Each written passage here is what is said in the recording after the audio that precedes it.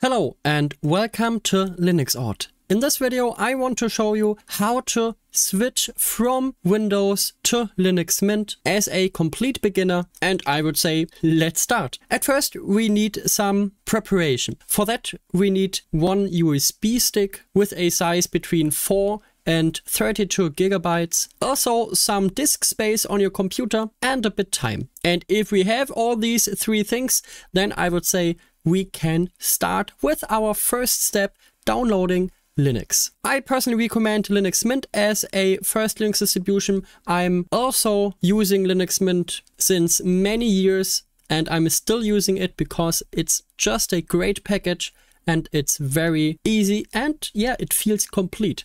So yeah, we head over to download and here we see the Cinnamon edition. We want to choose this edition, so I click download. Then we scroll down a bit. Here we see many mirrors where we can download it. I choose one of my home country. This is at the current time Germany, and I download it from a university, and yeah, this takes a bit. While Linux Mint is downloading, we need also to download some other software, which is called Etcher.io. At the date of production of this video, this currently is not working for me. So we choose another tool, which is called Rufus. We go to rufus.ie and we select download and Rufus 4.5 x86. I open this up. There are a lot of ads on this site. Don't get disturbed by them. And now Rufus is downloading. You can find all links in the video description. We head over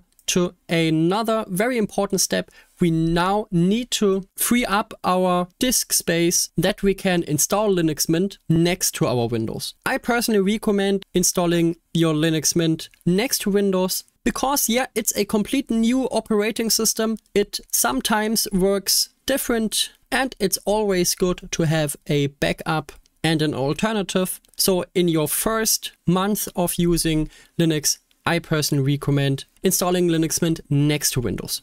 If you instead want to wipe Windows from your disk, then you won't need this additional step we are now doing, but I highly recommend it. So I select the partition, create and format partitions. Here we are in the disk management and here we have our disk 0 in my case. There we can find our C partition. And what I want to do now is to halve this C partition, that the first half belongs to Windows and the second half belongs to Linux Mint. So for that I right click the C partition and select shrink volume. This takes a bit and then we can now enter a amount of space to shrink in megabytes. My disk is about 80 gigs big. I recommend for real personal use at least 100 gigabytes, but this is a test system, so I'm going with 40 gigabytes here. So I type in 40 and 3 zeros following. Then I select shrink and this takes a bit, but yeah, now this is finished. Then we can close the disk management and wait for the downloads to be finished, which is right now. And then we can open up Rufus. Here we see, yeah, do you want to allow this app? Yeah, this is okay for me. No, I don't want to check for online updates. And here we have now Rufus. I select my USB stick. In this case, it is this F and E stick, which is about 4.1 gigabytes. This is great. Then I select here my ISO image, which is this Linux Mint file here. I select open. And now we don't change anything of the rest. We just select start in the end. And then we select the ISO image mode. This is very recommended. And then we need to download something. This is also okay.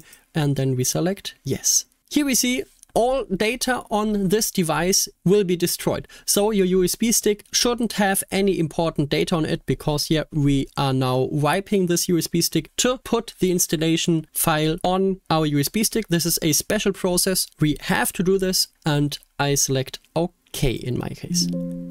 Yeah, this is okay. I select OK. While this USB stick is writing, we have to find out how to boot this USB stick, which we are writing currently, from your computer. Because we won't install Linux Mint from Windows. Instead, we will restart our computer, and then we have to tell our computer not to boot Windows, but to boot the Linux Mint USB stick, which we are creating right now. So we have to search for it, how this is working on your very own system, because this changes across manufacturers. And for that, just type in the manufacturer of your hardware, for example, Lenovo Yoga 7, and then we type in boot from USB, and you see some videos how to do this, and also you see some official documentation from the manufacturer. In this case, with Lenovo, it is restart your computer and then press the F11 key until a boot menu shows up, and then you can select the USB stick. This works for every model a bit different, but I promise you, you will get this done. Many people before you have also accomplished this. So yeah, now we have prepared everything for our Linux Mint installation. Just wait for this to be finished, then restart your computer and boot from this USB stick, just like it's described for your computer model. And if you have done everything right, you will see such a menu when you boot from your USB stick. We see a menu start Linux Mint 22, in my case Cinnamon, and we can also start a compatibility mode. We can perform a OEM install. We won't need this. We also won't need the other options. I go with the first option, which is automatically booted after 10 seconds. You can switch between these entries by pressing the arrow keys. I'm going with the first mode and press enter. You maybe need the second mode if the first mode doesn't work for you. So I wait for the first boot up of Linux Mint with the USB stick. This takes a bit time, so be a bit patient. After some time, we see the Linux Mint desktop. But this isn't installed right now. We have to install it now on our computer. So I open up the installer here, just double click this icon and wait a few seconds. Here we see our welcome screen in our installer. Just select your language and select continue. In the next window, we can select our keyboard layout. Go with the keyboard layout you have. I'm going with the German one, but yeah, this could be different for you. I select continue. There we can install multimedia codecs. This is highly recommended, but it is not recommended to configure Secure Boot because this has still some security issues in 2024 and it just protects your boot startup. So if you aren't any journalist which is traced by some national security service, then you won't need this feature, and just deselect it and select continue. If you want to secure your data very safe, then we can choose this at the next screen. Now we can choose what to do in our installation. We can install Linux Mint alongside Windows, which is presented here, but we can also erase the disk and install Linux Mint. This is for all users who want to wipe Windows out of your computer, but normally as a beginner, you will choose this one, install Linux Mint alongside the other operating systems. If you are wiping Windows, then there is a feature that you can use LVM and encrypt new Linux Mint installation. Then your data is encrypted and no one can extract your data without your password or the recovery key. But if you lose both of them, then your data is lost. No one can restore your data. I had a case for my customer and this would have needed about 80 years. We didn't want to wait so long. So yeah, realistically, if you lose your password or recovery key here, then your data is lost. So just choose it with caution. For example, if you have a laptop, but we install Linux Mint alongside from Windows, then we can't choose this encryption right now, but we can, if you want, encrypt our Linux Mint later. I already made a video about it. I will link you this in the video description. I select install now and then we head over, write the changes to the disk. This is okay for me. I select continue. and then we can choose where we live. This is for the time zone. I select Berlin. This is okay for me. And I can now define my user. I type in my name, then we can choose a computer's name, and then we can choose a username. This username is automatically generated of our name. This is completely okay. A username can only be in lowercase letters and can't have any spaces in it. So just take what Linux Mint provides you with, and then you can choose a password. Yes, you really have to choose a password. Linux Mint doesn't work really without password, and it's very unsecure. So I personally recommend you to choose your password, and then we can choose login automatically or require my password to log in. I choose the second one, and yeah, you can also choose the home folder encryption. I don't recommend it really because it's a kind of old feature. If you want to encrypt your data, then follow the video I post you in the video description. Or if you are wiping the disk, choose this LVM setting, which I showed you a slide before. This is also okay. But yeah, I'm going with these settings and select continue. Now Linux Mint is installing, and this takes between 5 and 20 minutes. So grab a cup of tea. After some time, the installation is now complete, and then we can restart our computer. Now, after some seconds, you will be asked to remove your USB stick. I'm doing this now, and now I can press enter. If we have done everything right, then we can see a similar menu to our USB stick. At the first entry, I can choose Linux Mint 22 Cinnamon, and at the third, I can choose Windows. So you can choose with your arrow keys which system to start right now, and I'm selecting Linux Mint 22, and after some seconds we see our login screen. We type in our password, which we have defined in our installation, and here we are in our new installed Linux Mint. Now in the rest of this video I will show you the first steps and what I would recommend, and also some tips to get a good start in the Linux world. At first we see a very nice welcome screen. I deselect this here, show this dialog at startup, that it won't show up at the next start anymore. And then we can see here, we can define desktop colors.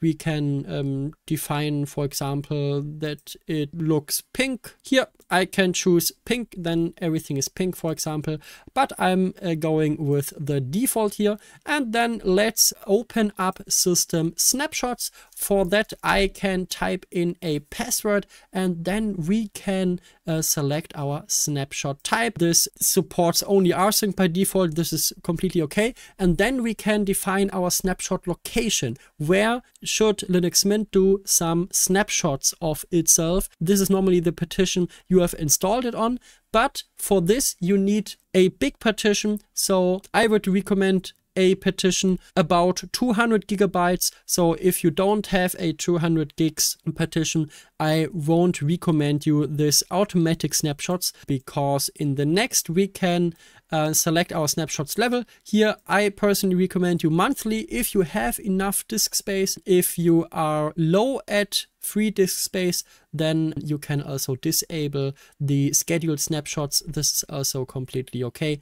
And we select next. Then we could back up also our user home directories. We are not doing a backup of our personal data. We will do this with another app. So this time shift is only for the system, not for user data. So make sure you have everything by default on exclude all files. And then I head over to next, and then we are finished, I would say.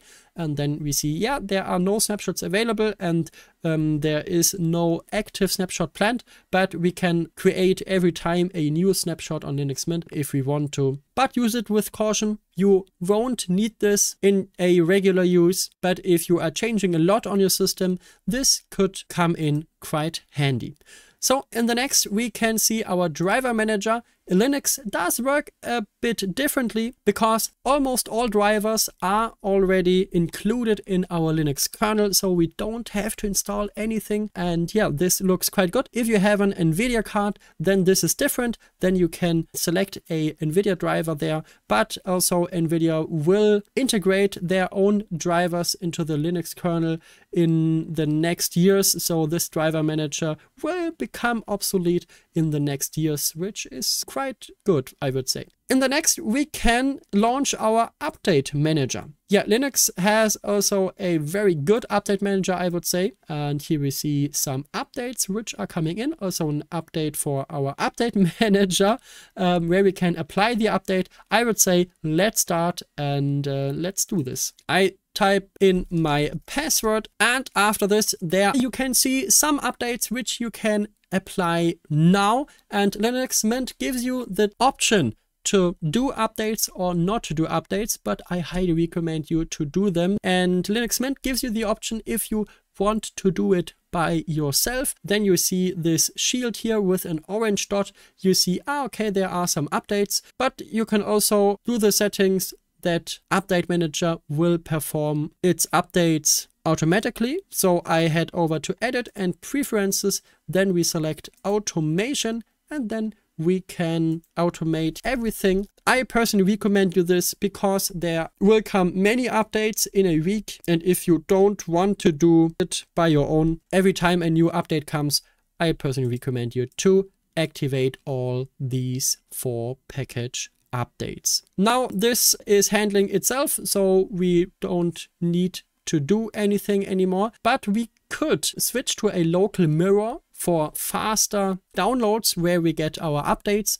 This is the server where we are downloading almost all software and updates. This could be quite important, but Linux Mint changed their download server landscape with this version. So I am probably the opinion that you won't need a local mirror, but you can set some if you want. But this is only optional by now, I would say. And then we could see here some system settings, for example. Just launch it up. You can discover all these by yourself at some point of time. But what I recommend you is one hot corner in the left upper corner, and I choose here show all windows. And then if I head up with my mouse pointer, then we can see all opened windows and can choose the window we want to open. This is quite handy, and I have it activated on every Linux Mint computer I'm using. Then we can go to our software manager. We will do this in a minute. Just let us launch the firewall configuration before I type in my password. And here we can set this to on. Then you won't have to do anything anymore. If you want to add extra rules, then you can do this in the rules tab. And I recommend you the simple version, but this isn't required for almost any app you normally use. Maybe Warpinator, but we will come to this in some minutes. Then we are finished with our welcome screen. You can close it here. And then let's have a small look onto our desktop.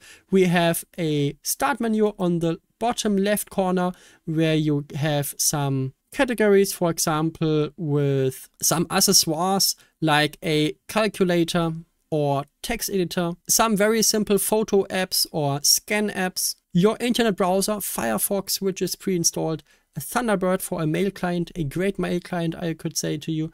Also with LibreOffice pre-installed for documents and some more applications. And you can quit your computer and shut down your computer with this icon here. You have also some pinned applications here, like in Windows 8, 10 or 11. On the right side, we have some information for our system and also a clock with a calendar. If you want to change the clock, you can click on it and select date and time settings. And there you can set, for example, the date that this is shown and, for example, also the seconds if you want to. Now this is all to the desktop. Let's head over to our Office suite, which is LibreOffice Writer by default. LibreOffice Writer is great if you don't rely on Microsoft Word. LibreOffice is not as good when it comes to the MS Word formats, because you have sometimes very weird formatting if you open up a Word file, and LibreOffice is really good for their own documents. So if you don't have too many documents, then just stay with LibreOffice. It's a great tool. I very like it, and I'm using it almost daily. For LibreOffice, I personally recommend to set the user interface to tabbed, and then we can apply this to all, and then you have a much more functional user interface, which I personally recommend you. But if you have to rely on Microsoft Word formats, then there is another tool which is great. This is called freeoffice.com, I guess. Yeah, here, FreeOffice. This is a great alternative to Microsoft Office and deals really good with all the Microsoft formats. So I recommend you this, but this isn't open source anymore, but also free. We could select free download for Linux, and then we head over and choose deb package, just if you want it and if you need it. I personally won't need this in my installation. But what I want to install is a great daily helper, which is called Linux Assistant. It's a tool I wrote for automatic actions with a powerful integrated search, routines and checks. This is available for many Linux distributions and has something like, for example, the security check, disk space cleaning, and much more. I really recommend it. I select download. We need for Linux Mint always deb files, and when the download is complete, I open up this deb file and select install package, select authenticate. This is installing very fast, perfect. In the end, their standing same version is already installed. This is just, yeah, a weird display bug of the installer of Linux Mint, but this is okay. And then we have a new application installed, which is called Linux Assistant. We can select next in here. Yeah, my environment is correct. And also we could set up a hotkey if we want. And we can start our initial setup of the computer, which displays us some more browsers if we want to. For example, Chromium is the open source Google Chrome, which is, I would say, a very good browser. Also Brave, for example, or Google Chrome if you want to use it. And in the next option, you can switch between LibreOffice, OnlyOffice, and WPS Office. I leave it as a default, and then you can also select some communication software. For example, I'm installing Element for this, and yeah, I'm fine with this. So in the next, we could choose some automatic configuration, because all these things we had done in the startup screen could also be automated with this automatic configuration. So if you have to set up multiple Linux computers, then this is very useful. But we already did all things in the automatic configuration. So I select manual configuration in here, type in my password, and now it is applying the software configuration. This takes some time, but I would say let's minimize this app. And let's head over to our Explorer, which is called Files or File Manager on Linux Mint. And yeah, it's just do its thing. I would say it's the best file manager we have in the Linux world. And I would also go further and would say it's the best file manager of all operating systems, because it's just very easy to use and has many features, is very performant. For example, you have also a to-list mode. You can enable this by view and then extra pane. But you can also press the F3 key for this. And there are many more features which are hidden under some icons. For example, we have also a content search directly in our file manager, but also we have some very useful features. For example, if we open up a file every time and we want to pin it somewhere, we could right click it and whether select pin, then you have pinned it in this folder and it will be shown as first. But we could also add it to a favorite. Then we see a little star on it. then we see here some favorite in our sidebar. Also, we see the favorite in our menu, and also we see our favorite at this star right down there. And we could open up this favorite, yeah, from every corner. Also, even for example, in the text editor, if it's a text file, you have a favorite menu. This is very cool, but this is only one of many features Linux Mint has to offer. And just a small notice for the files here, your space where you could put files is in your home folder. In this, you could change everything, delete everything if you want, unless the desktop, because yeah, this is the desktop folder, but the rest you can, for example, delete. And if you want to restore it, you just create a new folder and name it as you want, for example, music and pictures, and we have it already there. You could do everything with this. And we don't have any library function. So if you head over to pictures or here to pictures, then you just will see the content of this pictures folder. So there's no overall display of all pictures. You have just some folders, and this is completely enough and is much more simpler, I would say, as in, for example, Windows. Now let us come how we install software regularly. We could install software regularly in the Linux assistant, just wait for it. Then we search, for example, for Chrome, and we could install Google Chrome. Very easy.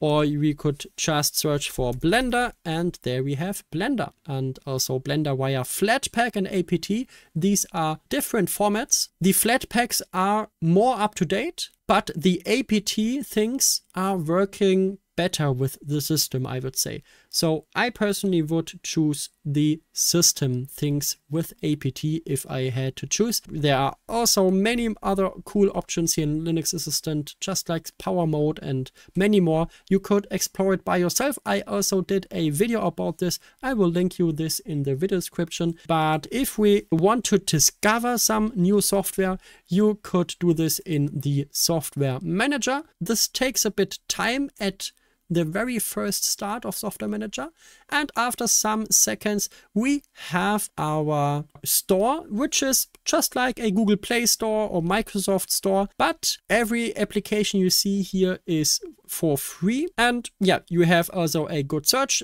in there where you can search for some applications, but it's, I would say, very easy to install such things. For example, if we head over to Blender, here we could just click on install. Then we are asked which software will be installed. This is okay. Then we have to type in our password, and then this is it. It's very easy. Just install your software like this.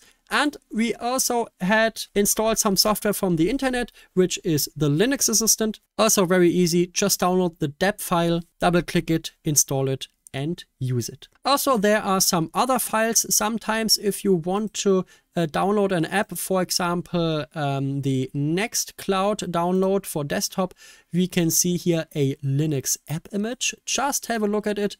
We download it, and this is like a portable exe file, I would say. So I head over to my downloads folder on my left side.